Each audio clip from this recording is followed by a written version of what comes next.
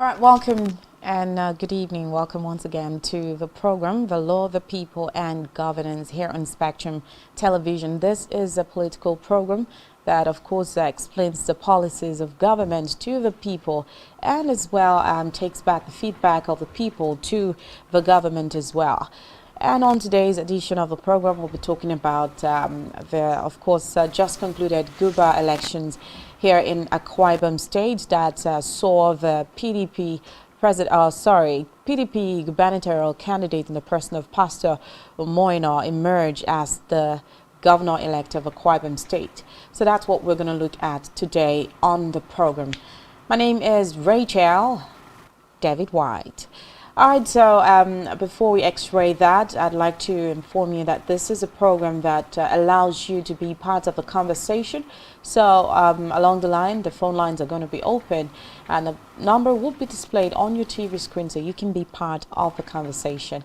Meanwhile, we have in the house once again a person that once stayed with us, I think sometime last week, to talk about the upcoming victory of the PDP governorship candidate here in Akwa Ibom State in the person of Honorable Dr. Jessup Udwag Justin rather. Welcome. Thank you. Good evening. Thanks for having me back here. All right, so he's a senior legislative aide in the National Assembly.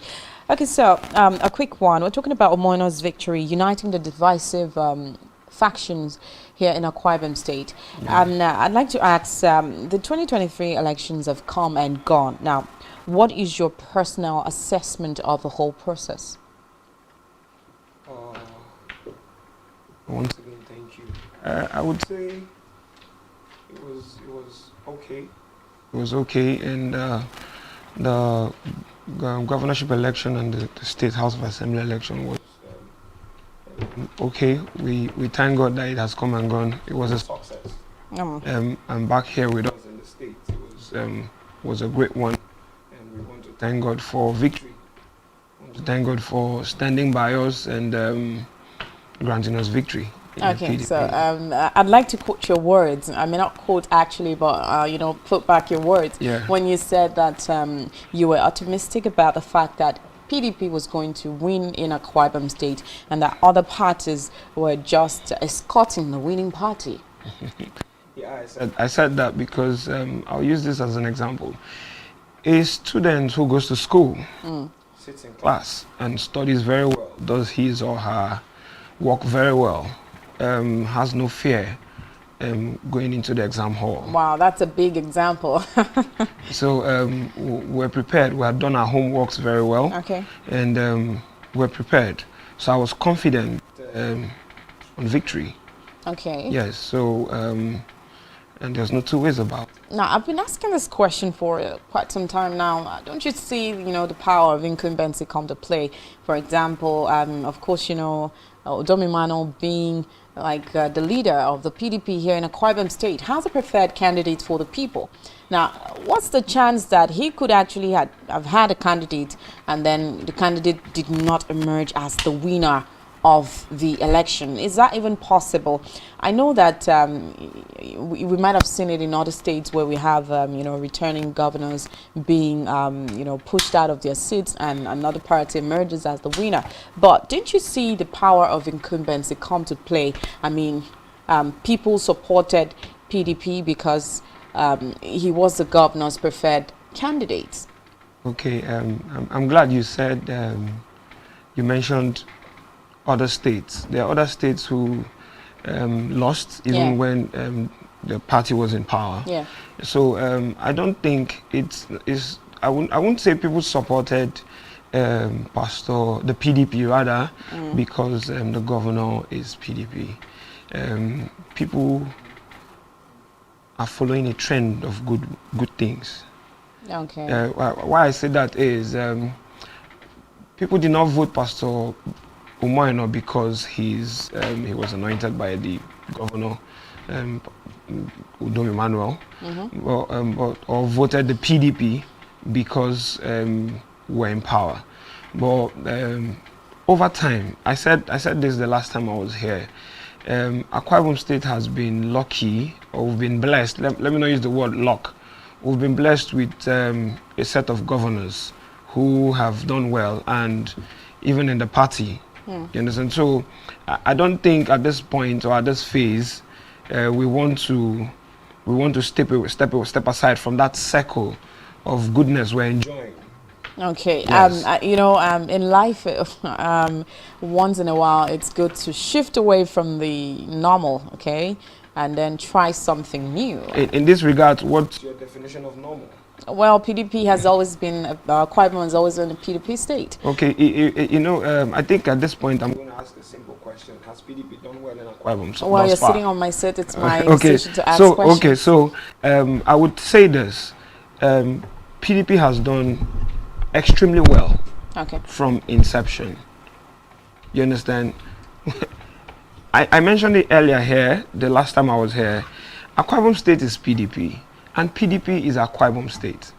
Every other party is on excursion. Okay, you're still saying that. Now, I'm still going to ask this question.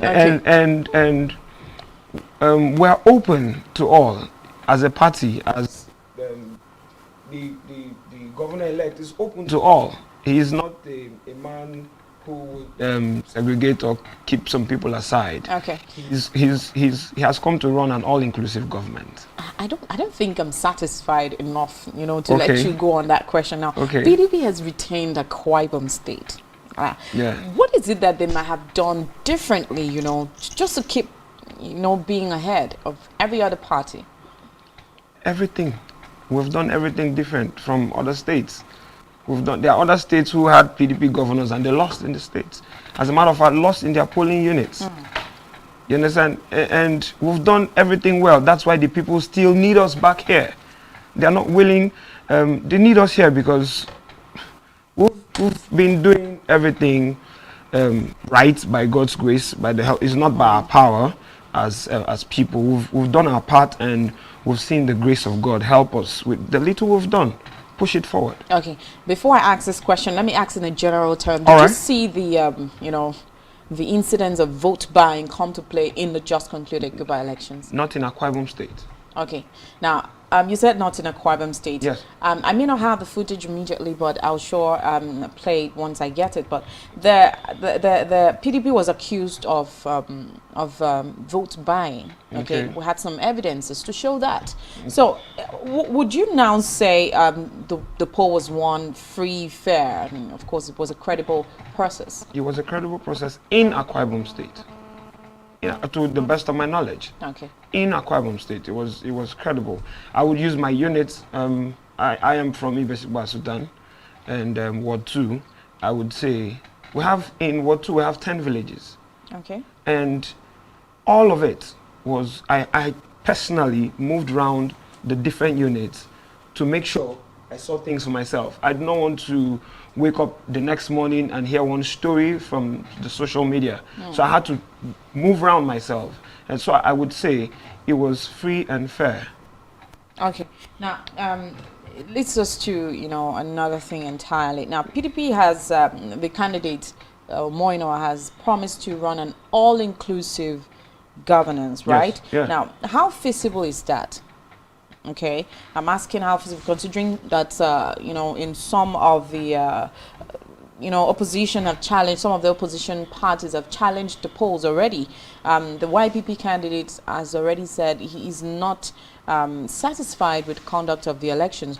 Of course, we had that there was some killings in his local government, that's Ibom, the night before the elections, and then investigations are still ongoing, though, but they have not really, found out what really happened.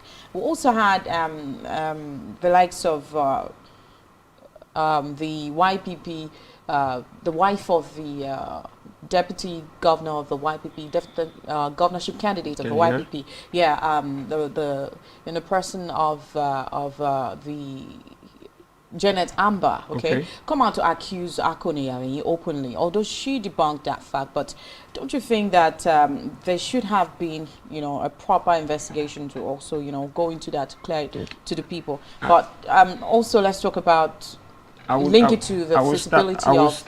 Let me start with the killings. Okay. You talked about at Ibom. Yeah. I wouldn't link that to PDP. Okay. It's a political season. We all know how it has been here.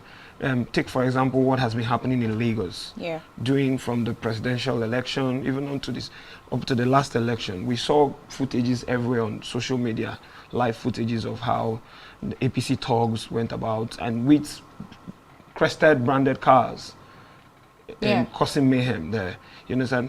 Here in Akwa Ibom, they said there were killings in Ibom, and that cannot be tagged to PDP. Okay. You understand? Because there was no proof of any kind that those atrocities were perpetrated by PDP members. And that's one. Two, and the aspect of Pastor Moino running an all-inclusive government, I would say it's sure 100%, because shortly after we're out of court, when we got judgment in court, he made it open that he was going to run an all-inclusive government and forgave everybody who offended him. Wow. Yes, openly at one of our rallies. He made it open that, see, we've not come, PDP is not a party who, we do not do witch hunting here in PDP. Do you understand? So he made it clear and open that, see, we're brothers. Forget the party lines. You understand? The most important is not the essence of going into politics and governance is not to make yourself rich. It's not to make your household bigger. It's the essence. It's for the people. It's for the state at large.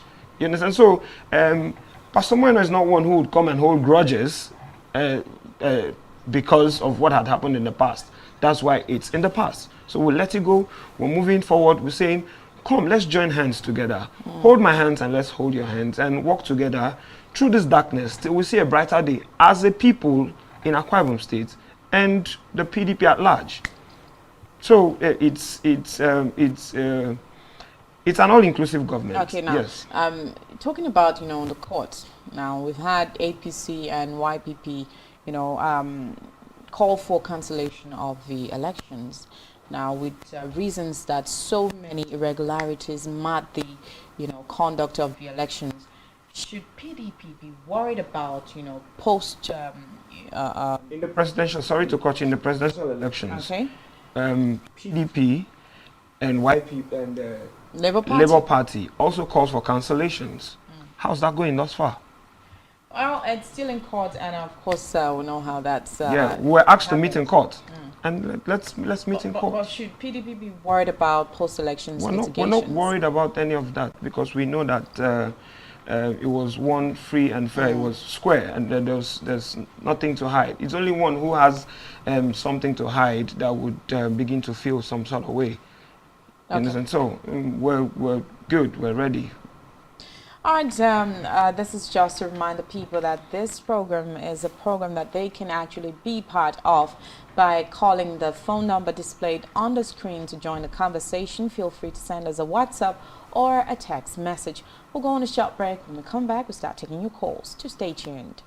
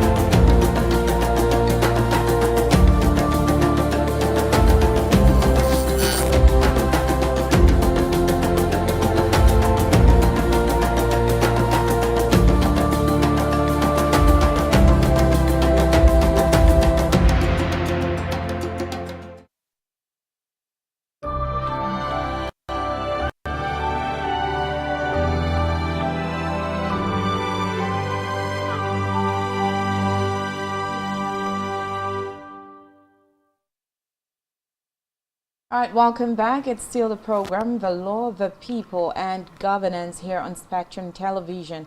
And of course, we're talking about the victory of the PDP here in Akwa Ibom State. Of course, we'll just take a look at a little analysis of the elections in other places as well. Feel free to join the conversation by calling the number displayed on your TV screen. Meanwhile, in the studios, we're being joined live by Honorable Dr. Jesud Udwak Justin. He is a senior legislative aide in the National Assembly. Welcome once again. Thank you very much. All right, so coming back to you. So last week we were talking about the policy, so it has come to stay. It's been activated. Okay, let's watch that. You know, before we come back to Akwa Ibom State, let's take you know, a look at the conduct of elections generally. Okay. Now, we've had the okay. Before I go there, now, what's your whole? How would you rate INEC's conduct of these elections compared to the presidential election? We had so many irregularities, and of course, it was like there were lots of criticism coming towards the direction of INEC, and of course, we even had a call for Professor Mahmoud Yakubu the year to step down or to be even suspended and or sacked at a point, because people lost it all. They lost all confidence they had on INEC. Now, I'm asking, what is your how would you rate INEC's performance? So far, generally from generally from start. Okay, then you know, we all lost hope in INEC, in the professor, in the presidential elections. There was a lot of heat on him, and he did so much wrong. Okay. You understand? Not just at this point, I won't be talking from the standpoint of a partisan, but as Nigerians at large. He dashed a lot of hopes on the wall. Okay. You understand? Because preparations were made years before now, and on getting to the D-Day, and there were lots of excuses about the RF portal, about the beaver machines and stuff, which were not necessary. You understand? All of a sudden, after the presidential election, the beavers are all working in the state governorship and state house of assembly elections. The portal is open. The application is properly working now. All of that happened as a result of the heat that was on him. No, do you agree to the assertion by so many people that INEC may have been compromised? From the very beginning, we all know that. We all know that. That's the reason why there's some things I won't bring up here right now. That's the reason why some things are the way they are right now in the country as we speak. When you say some things are the way electoral processes from the presidential elections, there's so much wrong, so much irregularities from there. You understand? I want to say, you know, when a child, where I come from, they say when a child does something wrong as a mother, you don't beat and drive that child away. You spank with the left hand and drag back with the right. If they've done something wrong, it is in our place to tell them that they've done wrong, which we did. Okay, now when you say you use that proverb in this particular situation, okay? Yeah. Now INEC is an electoral umpire that is saddled with the responsibility of putting Nigerians across the process, okay, of electing a leader. Yeah. So it's a big thing, okay, a thing that can either make or mar a country. Yeah. So with such a huge responsibility and allocation of funds, you know, loud funds, and I would say whatever they ask for, let me also use a child as an example. You know, when you go to a mother and you're asking for these and your mother gives you, you promise to be a good child. Definitely. You ask for fish and your mother gives you, ask for meat and gave you everything you needed. At the point your mom comes to ask you, Honorable Jesud, or she would call you Jesud. Okay, what do you need again to, you know, be of good conduct as I'm stepping out? And you would mention, and then your mother will give you, and then your mother hasn't even stepped out, and the whole thing is turned upside down. Now, at that point, this is not just a relationship between a mother and a child. It's a huge thing that can make an entire country of a very large population. If you remember very well, at the International Conference Center in Abuja, where the presidential election was being collated, Senator Dino stood up and challenged the process. Yeah, he did. And lots of Nigerians made fun of him. Other parties. I think he had much people who stood on his side because they believe he spoke the voice, the minds of the people. When you say much people, some other persons who he favored did not stand on his side because he was favoring them. You understand? If INEC had done what was right, all the court cases we're hearing right now, the petitions people are signing left, right, center, won't be, because at this point, I'll be very sincere with you. I'll be very straightforward with you. At this point, we're not sure of the result, the presidential election results that INEC gave out. You understand? And there've been series of calls for him to retrieve the certificate of return that he gave to the APC presidential candidate, Ahmed Tinubu. You understand? So at that point, they made a lot of mess. Okay. Yes. Now, okay, going back to INEC, okay, the conduct of the elections and everything.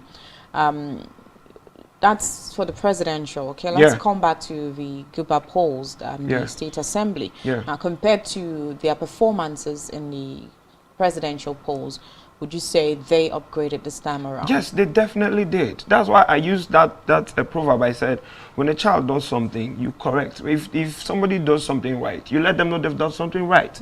If they do something evil, you let them know. You know, at this, I would give them a certain level of a pass mark, because of I think they upgraded. They had to bring up their A game because the heat was so much on them. Okay, now before you go on, we still had some places, polling units here in Akwa Ibom State, where INEC ad hoc staffs were still untrained.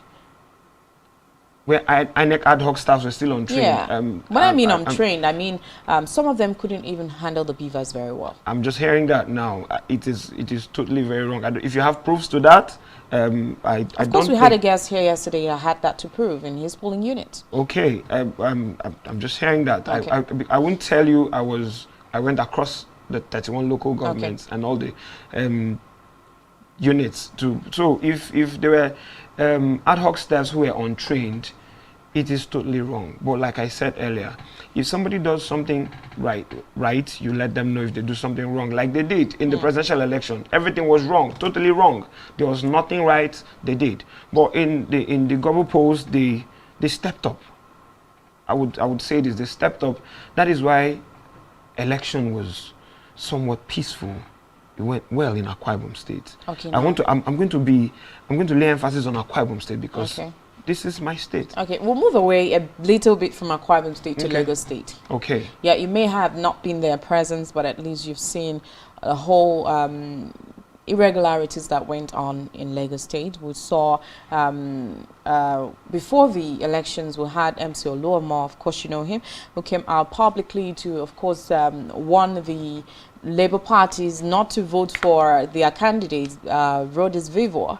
We saw would you blame that on INEC? No, we saw some level of voter suppression. Okay, in Lagos State, yeah, in Lagos State. Now, away from that, not just in Lagos State, I spoke to one of our guests who said here in Akwa Ibom State, in his polling unit in Abak, that he didn't see a large turnout like he saw during the presidential elections. Now, he tried to ask questions, and people said, if my votes did not count during the presidential polls, what's the chances that it was going to count this time around? So you don't blame people, you won't blame them. But okay, at that point, okay, now that's where I still get down to INEC. Okay, now we saw some high level of voter suppression rather, and then we saw voter apathy come to play in the Guba polls. I would start with what happened in Lagos. I will not blame any of that on INEC. But INEC still went ahead to declare. Those were APC talks. Those were APC talks. That had absolutely nothing to do with INEC. But don't you think that result should have waited? The announcement of the result should have waited. Let's take it one step at a time. Right, now, vote suppression and voter suppression had nothing to do with INEC. But because we know what it is out there, that there is no way the APC government in Lagos State have before now, all they do is oppress people. We saw that in the presidential elections when MC Olomo was threatening INEC officials. And I want to also believe that it's the same threat that has applied.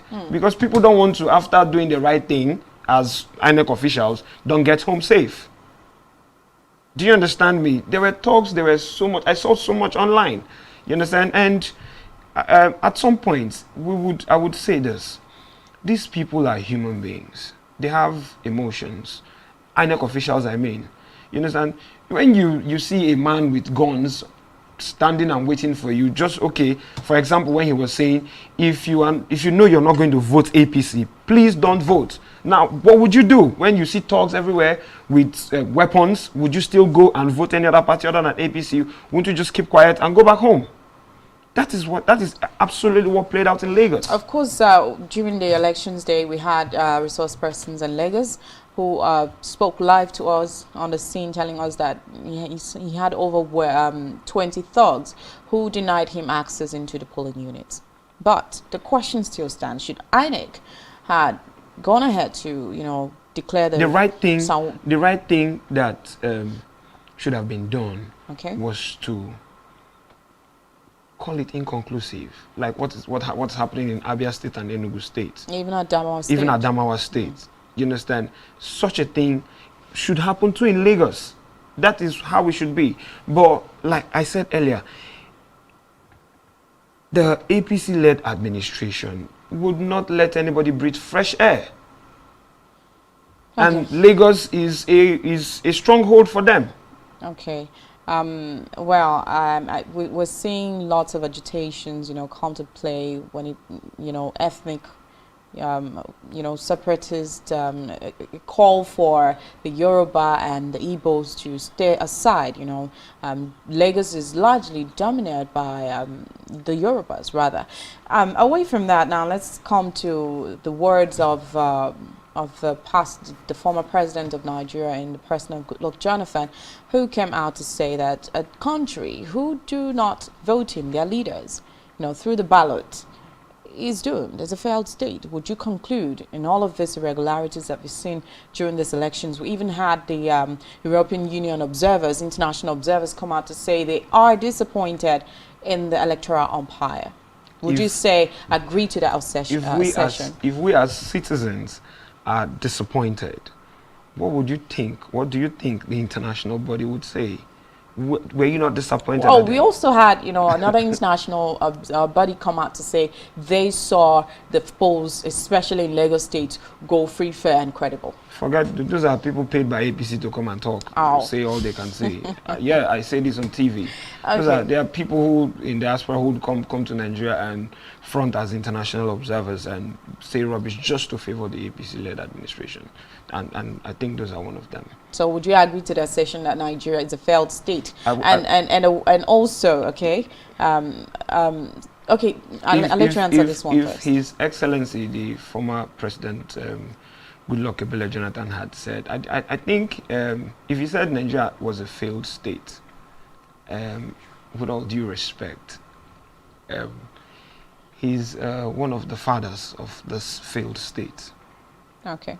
A house that is divided against itself can never stand. But the foundation of a house, the foundation you lay for a house will determine the structure above. No, going back, now you've taken us a little bit off our path into the administration of Goodluck Jonathan. Now, PDP had driven this country for 16 good years. Before APC came in and held it strong for 8 years. And of course, we can't even go into, comparing the APC administration. Anybody who does that is evil. Yeah, of course.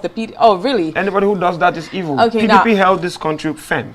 Okay, now, we even had a strong word that replays in the minds of people when the former president, Goodluck Jonathan, at the point said his ambition, his political ambition is not worth the life of anybody, any human being, any Nigerian. Yeah. Now, if you want to talk about him as one of the founding fathers that laid the foundation of this country. Now we saw to a point where the lives of Nigerians were threatened if Goodluck did not step down. Mind you, I have not said Goodluck Jonathan is a bad person. Okay. And I've also not said he's not a good leader. As a matter of fact, he's a great leader. Now, when he said his political career is not worth the life of any man, that was him speaking as an individual. There were people who, if they were in his shoes, would do any and everything possible. In fact, let's not go too far.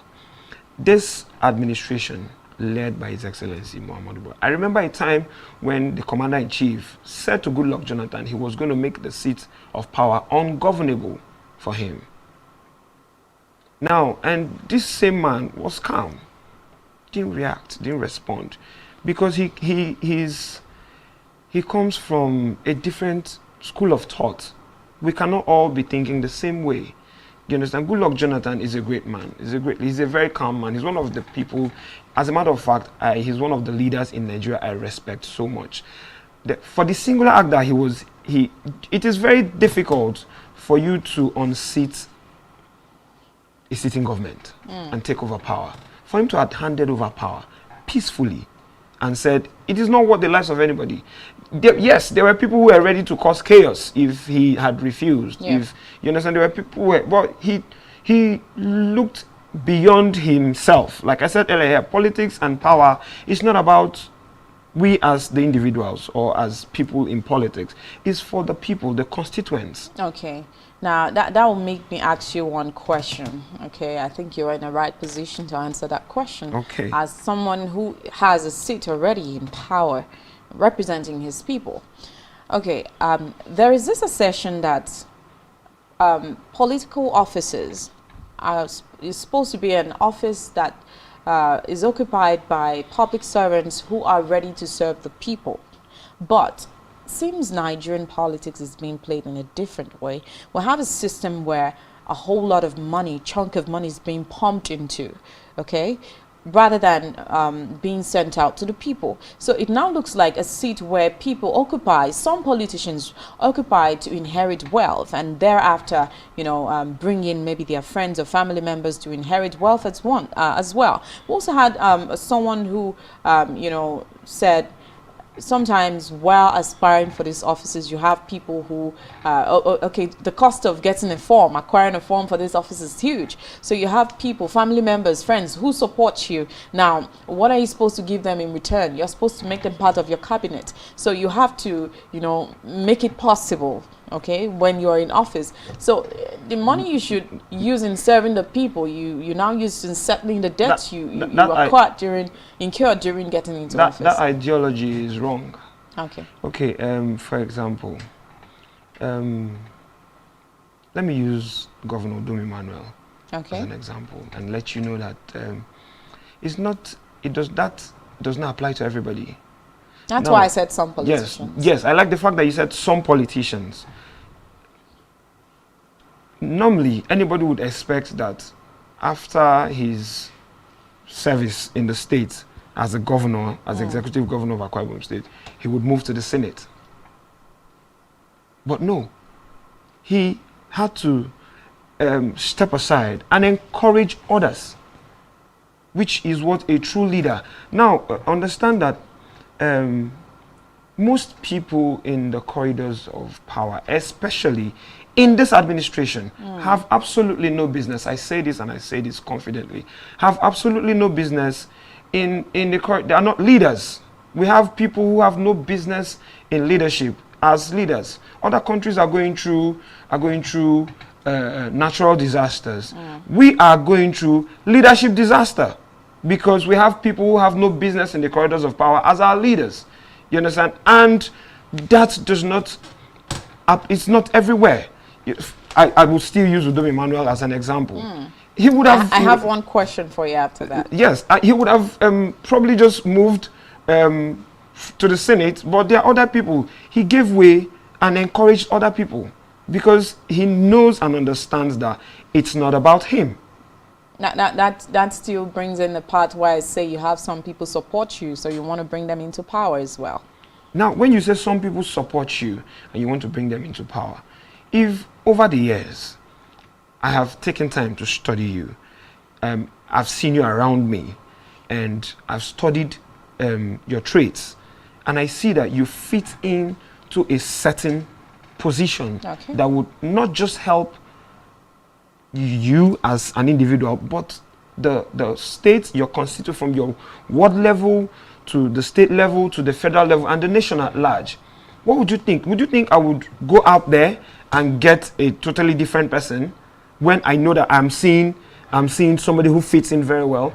You understand? It's just because we have most individuals have this mindset that politics has to go from friend to friend, okay, because they supported you. No, it's not like that. That you supported my political career while they're trying to vie for the office does not guarantee that I would make you or give you a position in politics.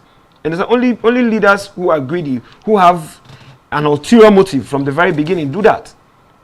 That's why you see that. But that does not apply to everybody. Okay. And I would come back to my party, PDP.